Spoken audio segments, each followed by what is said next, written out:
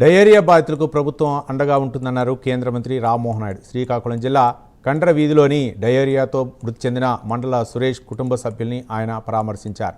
అలాగే జీజీహెచ్లో చికిత్స తీసుకుంటున్న 14 మంది రోగుల బాగోగుల గురించి అడిగి వివరాలు తెలుసుకున్నారు. అనంతరం డయేరియా బాధితులకు వాటర్ బాటిల్ కిట్లను బాధితులకు అందజేశారు. కేంద్ర మంత్రితో పాటు జిల్లా కలెక్టర్ స్వప్నిల్ దినకర్ పుండర్కర్, ఎమ్మెల్యే గొండు శంకర్ ఉన్నారు. కుటుంబానికి ప్రభుత్వం అండగా ఉంటుందని భరోసా ఇచ్చారు.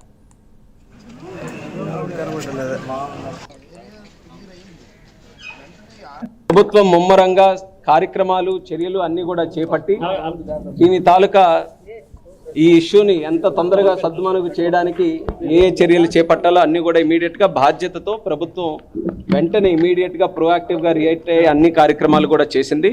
అందులోనే భాగంగా ఈరోజు ప్రత్యేకంగా నేను కూడా దీని మీద వాస్తవ పరిస్థితులు తెలుసుకోవడానికి, అలాగే ఈ సందర్భంలోనే చనిపోయినటువంటి సురేష్ వాళ్ళ కుటుంబానికి పరామర్శించడానికి కూడా నేను ప్రత్యేకంగా రావడం జరిగింది. కుటుంబ సభ్యులతో కలిశాను, వాళ్ళ పిల్లలతో కూడా కలిసి భరోసా చంద్రబాబు నాయుడు గారి తరపున, అలాగే కూటమి ప్రభుత్వం తరపున కూడా వాళ్ళకి ఇచ్చాం. ఖచ్చితంగా ఆ కుటుంబానికి ఆదుకొని వాళ్ళకి భవిష్యత్తులో ఇబ్బంది లేకుండా చూసుకోవడానికి మా వంతు సహకారం అన్ని కూడా అందిస్తాం.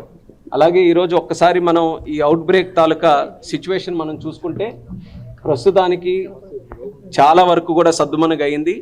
ఇప్పటికీ మనకున్నటువంటి హాస్పిటల్స్లో జెమ్స్ కానీ, కిమ్స్ కానీ, రిమ్స్ కానీ, జీజీహెచ్లో సుమారు 102 కేసెస్ ఇప్పటి వరకు కూడా ఉన్నాయి.